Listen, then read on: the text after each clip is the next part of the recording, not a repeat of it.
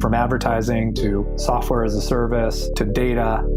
Across all of our programs and clients, we've seen a 55 to 65% open rate. Getting brands authentically integrated into content performs better than TV advertising. Typical lifespan of an article is about 24 to 36 hours. If we're reaching out to the right person with the right message and a clear call to action, then it's just a matter of timing. Welcome to the MarTech Podcast, and I Hear Everything production. In this podcast, you'll hear the stories of world-class marketers that use technology to drive business results and achieve career success. We'll unearth the real-world experiences of some of the brightest minds in the marketing and technology space so you can learn the tools, tips, and tricks they've learned along the way. Now here's the host of the MarTech Podcast, Benjamin Shapiro. Welcome to the MarTech Podcast. I'm your host, Benjamin Shapiro, and today we're going to discuss AI in MarTech and content. Joining us is Geoff Atkinson and Connor Ray, who are the CEO and lead engineer at Texo. Texo is an artificial intelligence application that specializes in developing cutting-edge solutions for content creators in various industries. It was developed out of the Huckabee company, which is a technical SEO platform that has been helping enterprise-level companies scale and solve for technical SEO problems for years. Yesterday, Geoff, Connor, and I talked about creative content generation in MarTech, and today we're going to continue the conversation discussing how you can use artificial intelligence to scale podcasts, FAQs, and your blog posts. All right, here's the second part of my conversation with Geoff Atkinson and Connor Ray, the CEO and lead engineer at Texo. Geoff, Connor, welcome back to the MarTech Podcast. Thank you, sir. Great to be here. Good to be back. Always good to have you guys on the show. Excited to continue our conversation talking about artificial intelligence and how we're using it to actually create valuable content. You've built a service through Huckabee, your company, called Texo, and that allows you to do things like upload audio to turn it into a variety of different types of content, whether it's summaries, quotes, social posts. And there's a tool that I really like in the application that allows you to talk to the AI to get custom content. So I want to know what the last word of the transcript is. Right. I can go ask Texo and it'll spit back that last word. Or I want to ask for a blog post, maybe FAQs. Well, okay, now I can talk to artificial intelligence to give me different outputs for a piece of content. So help me understand here, what do we think is actually going to be the most valuable? I know you started with podcasts, but you're using Texo to help the SEO community as well. How should I and the rest of the MarTech community be thinking about taking our long format content and breaking it down to something that's actually usable? For us, we're trying to stay really focused on what our customers would want out of this Texo application. And that usually lends itself more to SEO type ideas. So the immediate one that came to mind, as any SEO knows the importance of frequently asked questions on web pages that can then add structured data or schema to those frequently asked questions and capture rich results and featured snippets in Google. So the idea was, okay, there's long form content. What's a great example of long form content? Podcasts. We can take this long form content and we can actually make it useful in summaries to create the output be a summary. The output could be titles, could be social media potential posts. That would be useful for podcasters. And we really just bit into that piece because that was the quickest way that we could create something of value. And myself, having been in the podcast space for quite some time, we had a number of contacts in that space and could get the ball rolling pretty quickly.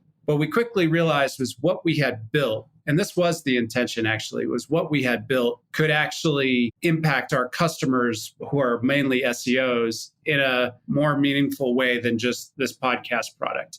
So the first iteration of that is the generation of frequently asked questions at the bottom of long form content pages. So if you were to go through 200 pages, have someone read it, summarize it, and create frequently asked questions on these topics, it's very time consuming.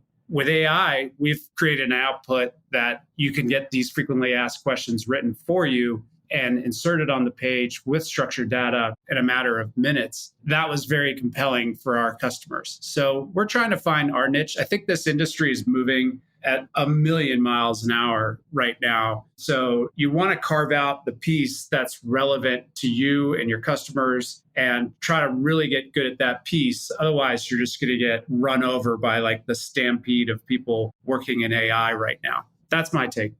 What I'm hearing from you is you need to think of marketing channels, and breaking long format content into short format content is great. And we all want to Gary V the crap out of everything and put ourselves everywhere, but it's a lot of work to be able to create the right content for the right marketing channel. You mentioned that you have expertise in SEO, and for anybody who is not in SEO and doesn't understand what schema and structured data is, the idea here is that you can feed Google a specific format of language that they will then put into some of the most prominent placements on their search engine. So for example, if you've got a podcast, you can say this is not only a podcast, but here's the host name and the guest name and the topic and the category in a specific format, and Google will then put you in the podcast widget on their search results. You mentioned FAQs are important because of structured data and schema, that social content is another one. Help me think about marketing channels where it's useful to break long format content down to short. SEO is obviously one, social is one. What are some other channels where content output is important and drives a meaningful difference? Think of the channels that require writing and require some human being hands to keyboard in a methodical way. So in the SEO front, like meta descriptions, metadata is always an arduous task. And I know AI has made to create very efficient metadata. Paid search, all the copywriting and having it tested and watching click-through rates and what wins and what doesn't win and what gets you the highest click-through rate and the highest relevancy score. That sort of is made for AI, right? AI would be just fantastic at that. We've obviously taken our bite of the apple with FAQ and another article structured data markup that pulls in relevant articles and writes a short comment about them. I'm trying to think of other channels, like I'm sure affiliates and being able to use AI to test. So looking back at my time at Overstock as the SVP of marketing at Overstock, we had a lot of time spent testing different copy for emails, for display ads, for paid search. You could set up AI to basically just take care of all of that. Think about the segmentation and the personalization that happens for an email campaign. For example, at Overstock, you have 10 million emails going out a day. They're all personalized. Now you could potentially have AI writing, changing the copy, changing the subject line, changing the offer in 10 million personalized emails. That was all work being done by algorithms, and you could only really change what products were being shown because of the algorithm. Now we're one step beyond that, where we could personalize down to the actual copy written in an ad, and an email, and a paid search ad. So anywhere that there's inefficiencies in testing and sort of copy that needs to be inserted is an opportunity, I think, for AI to impact a marketing channel.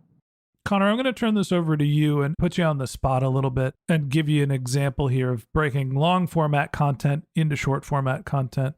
If I'm turning this podcast episode into a LinkedIn post, the format that I'm going to be using is a personal narrative about my career. And the post is going to be something like, I've been writing content for 15 years for myself and for other brands. It's always been challenging. I probably spend between 15 hours, and now I've reduced it down to about 30 seconds. That's why apps like Texo are so valuable. I sat down with Connor and Geoff to hear about their experience building the platform to let me know why it works so well. Go listen to the podcast. It's in the comments. As opposed to a tweet, different audience, still short format content, I'm going to write something like, oh my God, my eyes are bleeding. I can't deal with writing any more content. I've finally found the solution with the link below. How do you ingest a long form piece of content and understand what the ethos is of a different marketing channel to produce the right output for the right channel? There's a couple different strategies you could take with that.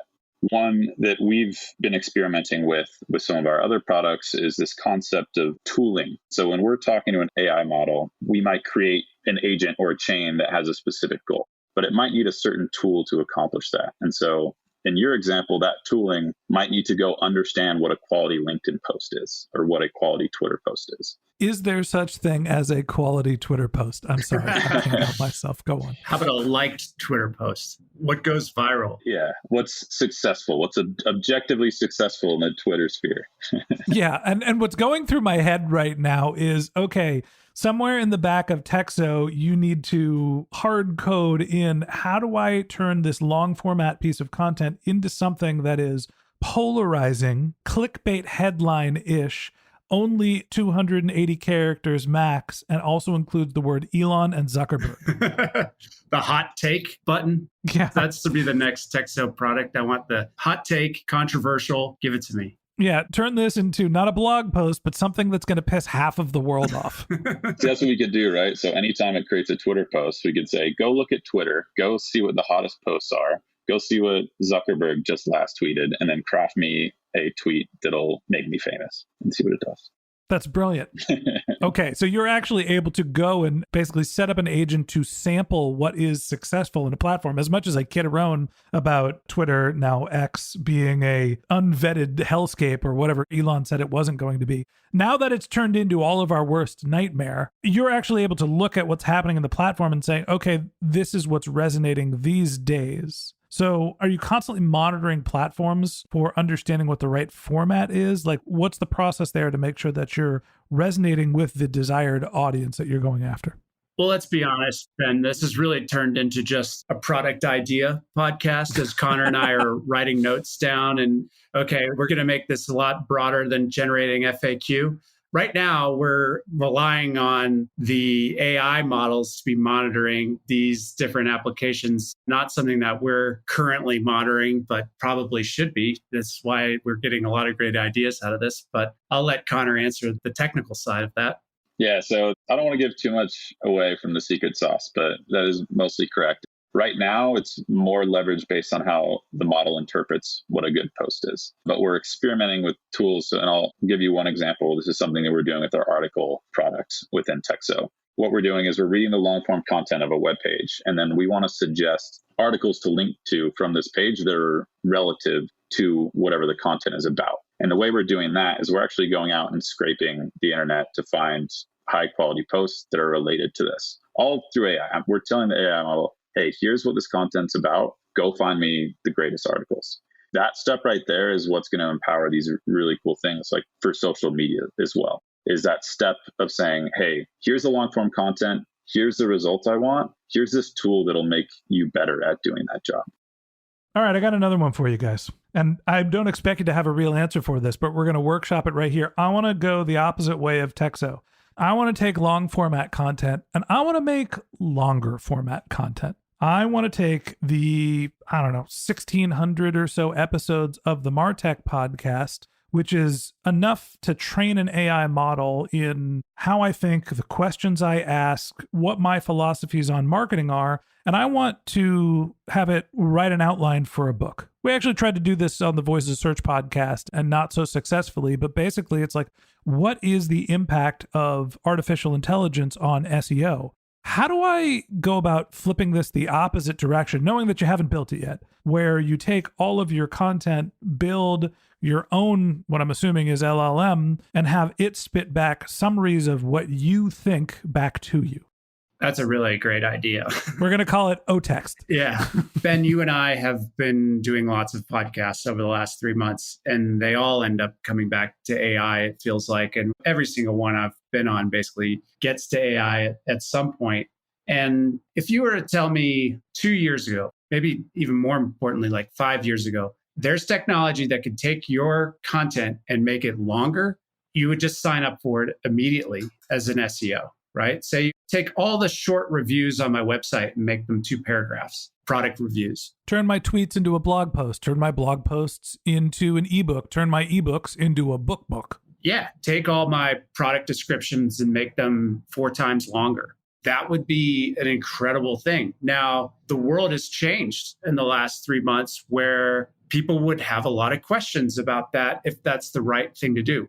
And 5 years ago, you would have just done it. It made perfect sense. I have X amount of content now, and I want to double it overnight. What SEO would say no to that? But now there's a lot of questions. There's a lot of people playing devil's advocate saying, well, Google's going to be able to pick up that it's AI written and you're going to eventually get penalized. I'm always on the side of being more aggressive, particularly on SEO, where you just do the stuff until you know that it's not right to do it. Got overstocked, put in the penalty box in SEO for 6 months. So I don't know if it's the best strategy. Yeah, but they rebranded. So now you're good. Yeah, now we're good. It's Bed Bath & Beyond now. So I think that's a great idea, but I think there's a lot of people that would have questions about doing that. It's just changed where that would be such a great idea for a marketer. Like if you could write a book using AI, using all your podcasts, thousands and thousands of podcasts that you've done. I think it's probably in the thousands. And they know your tone of voice and they can help write it for you. If you didn't have to write a book, but you could write a book, that sounds like a pretty great deal. You just do it. The truth is it's not taking existing content and bloating it, which I understand from an SEO perspective really works, or in theory works until now everybody wants shorter form content. I'm actually talking about aggregation more than refactoring. I don't want to take a product description and say 2 words where I can say one. I want to say, hey, large language model, here's everything I've said for the last 6 years. Now you know what I think about marketing. Write a book about what you think I would say about artificial intelligence in a book format. Connor, I'm going to turn this over to you. Can you write me a book? In theory, potentially. I just haven't tested it yet. So we built Texo with this in mind. Our goal is to collect all that data and be able to leverage it to ask anything based on the data we've collected, right? We just haven't tested the farther limits of that. So I don't know if there's a limit on how much data there is where we actually have to create our own language model as opposed to leveraging others. So I think there's probably an inflection point there where you just need to create your own language model, which isn't too challenging these days. So I think it would be possible, but we just have to experiment with it. We have to test it. Here's what I could tell you. A friend of mine wrote a book about SEO and made $250,000 in a year and a half. The book was amazing. It was a wonderful book, but it wasn't anything that hadn't been said before. It's just the fact of he was able to go around, get speaking opportunities, promote his book. He had a product to sell. Sometimes when we think about artificial intelligence, we're so focused on making the thing that's right in front of us that we kind of lose sight of the business models and the types of content that have resonated over a long period of time. We're all worried about how do I make social posts? Don't get me wrong. Social posts are great, but social is going to get bloated AF once people figure out how to use tools like Texo to make it easier to publish more frequently. And mostly when artificial intelligence lowers the amount of effort that goes into it, it's going to be hard to find a signal in the noise. And so as a marketing strategy, sometimes it's worth thinking about how to go the opposite direction. And maybe that doesn't mean that you're going to write your Twitter posts by hand and try to just post pictures of them, go low fidelity instead of high fidelity. Sometimes it means going big instead of small. You know, there's always a different way to think about what you're doing with your marketing strategies. And no matter what the tool set is, Texo's a wonderful example. It's going to help thousands of people figure out how to do better at what they're already doing. But when everybody does that at the end of the day, we're going to need flexible tools like what Texo is right now to reiterate and find other ways for us to have a new strategy. And that wraps up this episode of the Martech Podcast.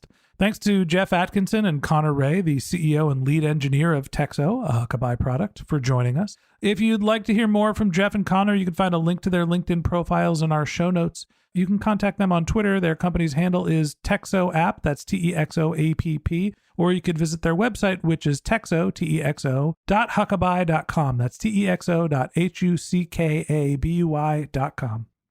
Just one more link in our show notes I'd like to tell you about. If you didn't have a chance to take notes while you were listening to this podcast, head over to martechpod.com where we have summaries of all of our episodes and contact information for our guests. You can also subscribe to our weekly newsletter, or you can even apply to be our next guest speaker on the Martech Podcast.